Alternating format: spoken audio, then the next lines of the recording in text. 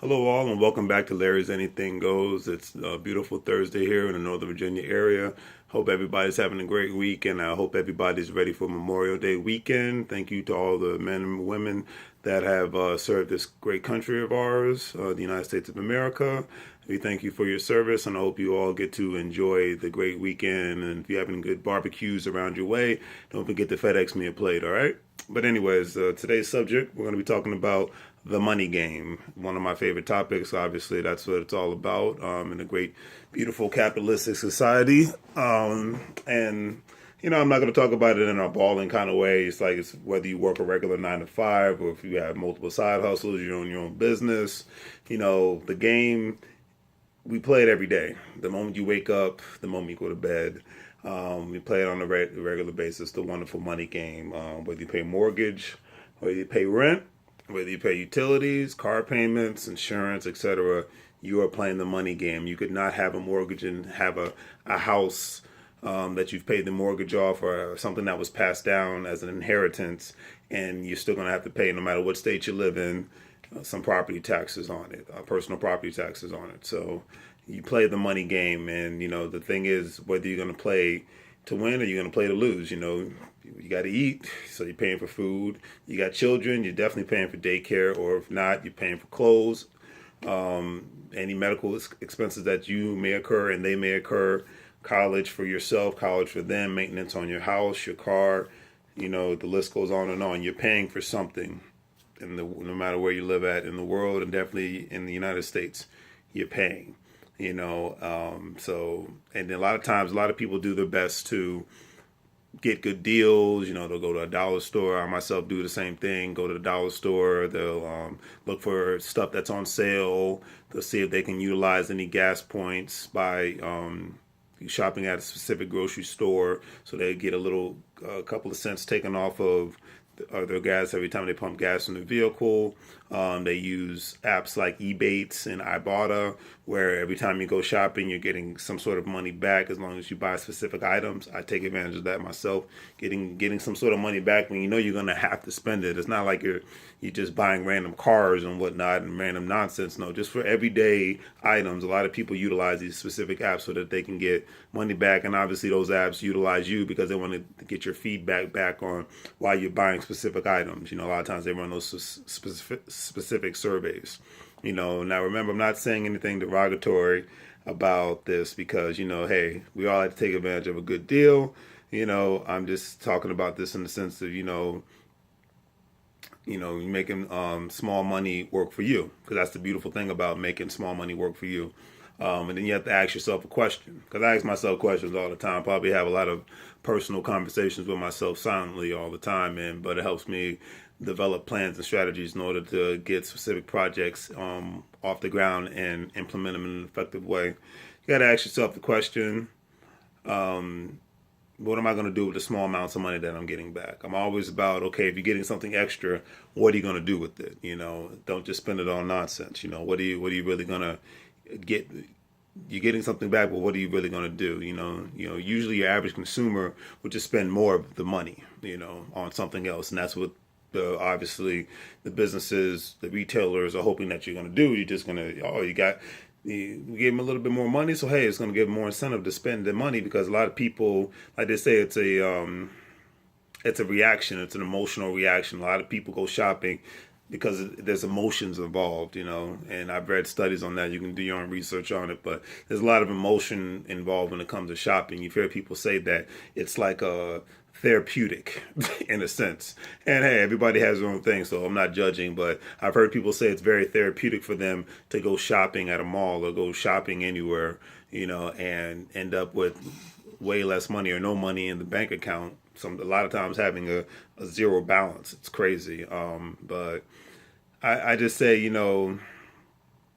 when for me, I look at, first thing I think of when I get extra money, I don't think of what can I buy. I think of how can I invest, and then I think of how can I save.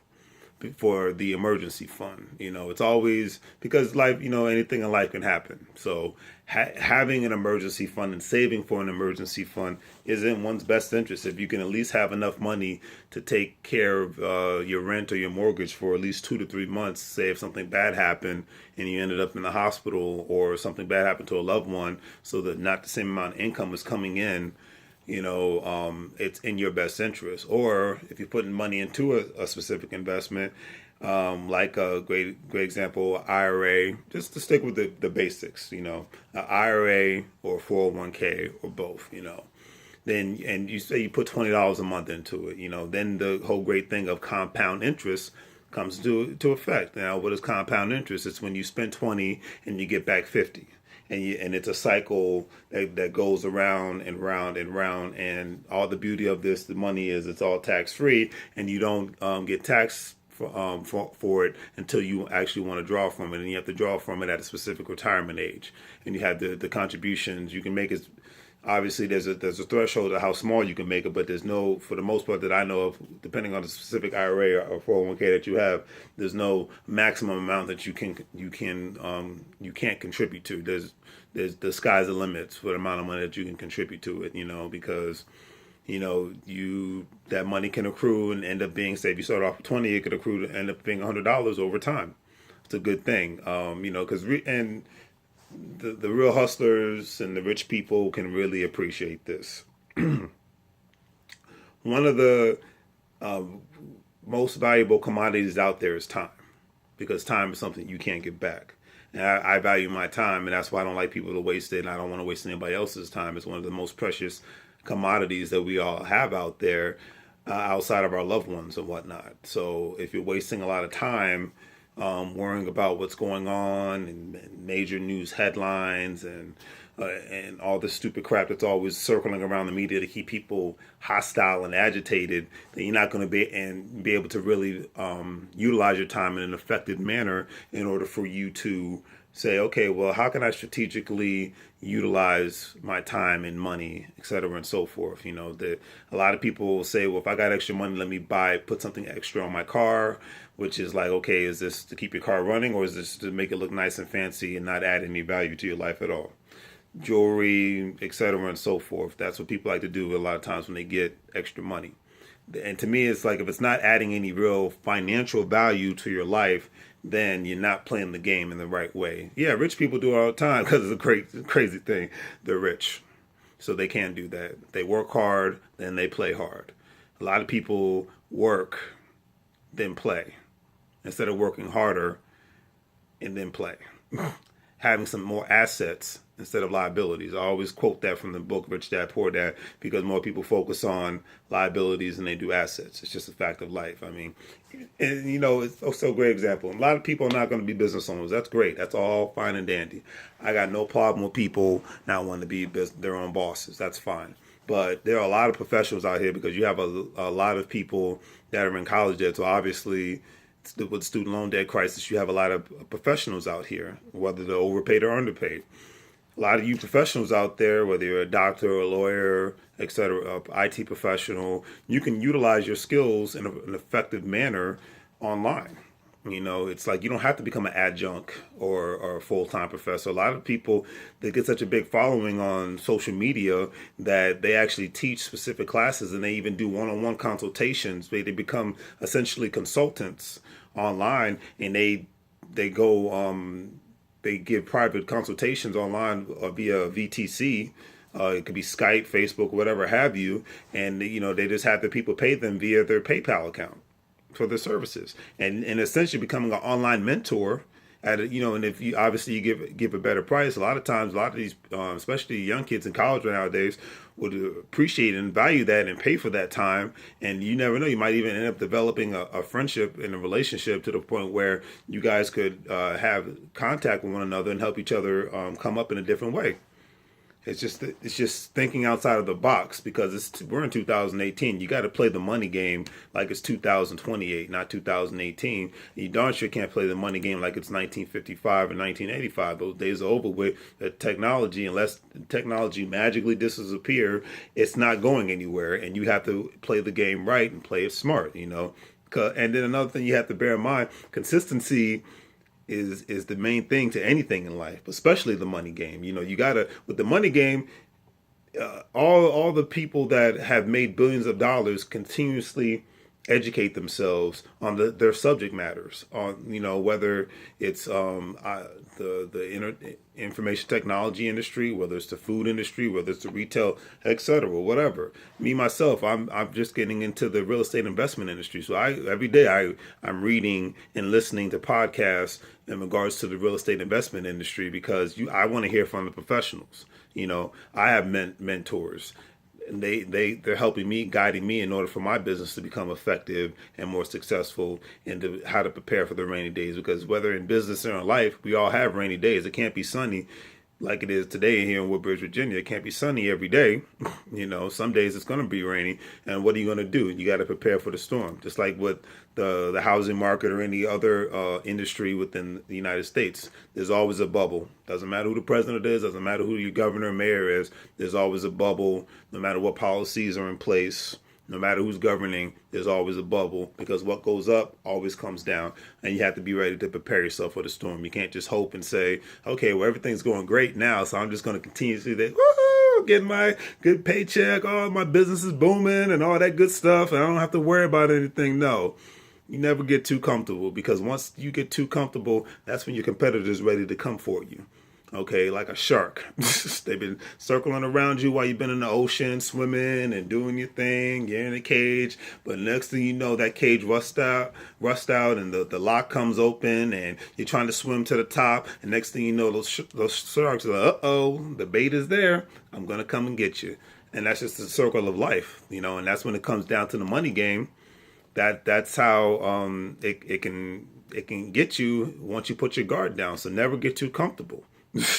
Always continuously learn, always continuously find new people to mentor or become the mentee, because you just never know, and then it's like headlines. Unless you're a politician, unless you work as a congressional staff member, why are you worried about it? Or unless you're out there in the field dodging terrorists, why are you worried about it? Just stay focused on your business, your friends and your family, handle your business and stuff. So you're not just becoming such a reactionary person, and because once you become so reactionary to every single thing, you don't have time to focus on playing the money game, and then the money game ends up playing you.